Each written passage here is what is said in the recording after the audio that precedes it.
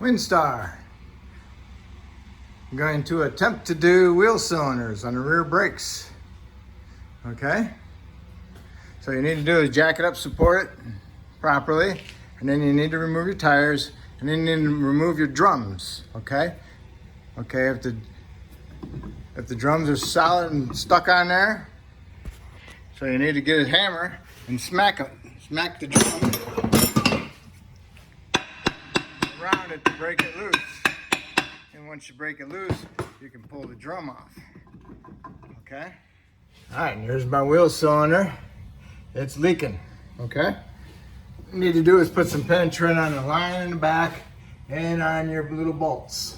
Now this is going to be a nice one because this fitting here is super long, and this brake line gets frozen inside of here, all rusted, and you end up twisting the line off just to get this off.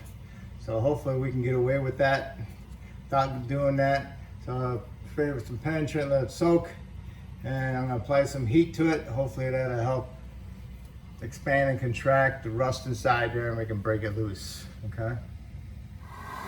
Okay, I got my torch. It's like a propane, a little bit hotter than propane. Supposed to be nat gas, but they don't make nat gas anymore. So I got it just sitting there on my cart, and blowing on to the fitting. Okay, it's getting nice and red. Now I have my wrench that's all set and ready to go. I'll take the torch off and I'll put my wrench on there and I'll see if I can turn it. I opened up my bleeder, so now all the brake fluid is coming out of the bleeder. I'll just be careful, it's a fire hazard. I just didn't want it expanding and blowing up on my face, and I'm heating it up, so that's why I relieve the pressure. Just want to make sure to tell you to put your vice grips on the line before you open up your bleeder and start heating it. If you don't have the line pinched off, then it's just going to bleed fluid out and create more of a fire. Okay, I got it. Okay, I broke the fitting loose from the wheel cylinder, but it was still stuck in the line, and that line was moving up and down. So I had it pretty hot. So what I do is I keep going like that back and forth, and this line be going up and down, you know? So I held on to the line with a rag, and slowly I kept working it, and finally I got it, okay? Just takes time, and that didn't get hot. That's cold, okay, which is good, because you don't want this getting hot, because you'll pop this fucking hose right off of there, okay? Okay, my fitting was a 13 millimeter, and the bleeder was a 10 millimeter. So I just loosened it up to bleed the pressure off, and I'm using the torch, it catches fire. So just let it burn, and then when you're ready to put your wrench in there, just get your blowgun and blow the flame out. And then when you finally get it loose, and it's, you know, loose inside the fitting, and you can go ahead and pinch off your line so you don't sit there and bleed brake fluid all over the place and bleed the system out and get an air pocket. So just pinch off the line a little bit. I use vice grips. I'm just pinching it off. I'm not pinching the heck out of it. I just want to close it, just restrict the flow of the fluid. There's no pressure, it's just gravity bleeding. Okay, next I want to do is remove the two bolts on the back side of the wheel cylinder, and those are 8 millimeter. So I'll remove those two bolts, and then I can get me a flat blade screwdriver, come in here and pry the wheel cylinder away from the backing plate. Okay, I pried it out of there. Now if you notice, there's a spring here. Goes into that hole and goes across and goes into this hole on the adjuster.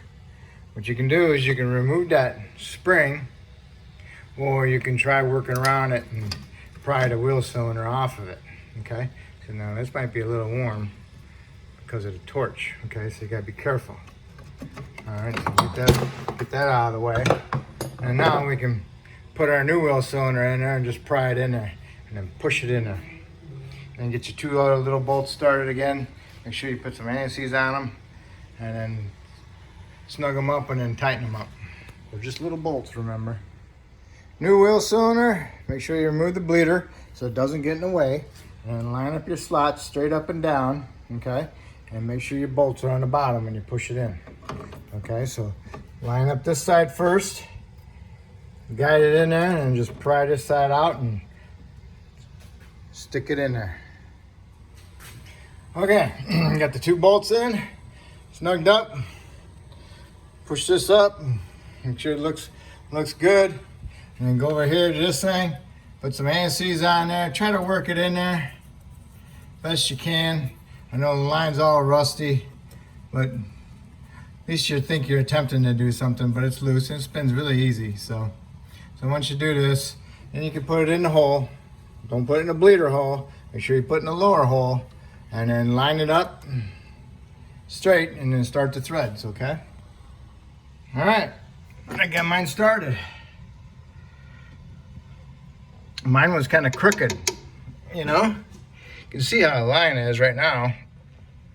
So I had to stick my box end on the line, on the fitting, and then I bent it. Because otherwise before it was going like to the right, you know. So I bent it, and now it goes threaded right in. So I got to thread it in with my fingers, and put my wrench on it, and snugged it up. And then give it a little oomph, okay? Once you get that done, that's cool. Then you can remove your clamp and get your bleeder, put some anti-seize on it, and thread it in there and leave it off open and let it bleed till you don't see no more air drops come out, okay? No more air bubbles. And tap on it with a hammer. That'll help vibrate it and get the bubbles out of it. All right, once you stop seeing any air come out and it's dripping pretty good, make sure you tap on it, recheck it. If it looks good, then go ahead and tighten your bleeder.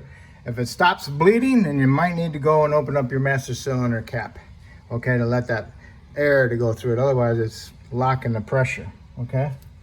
So now that you're all set, put your little cap on your bleeder, and you're all set. And do the other side the same way, okay?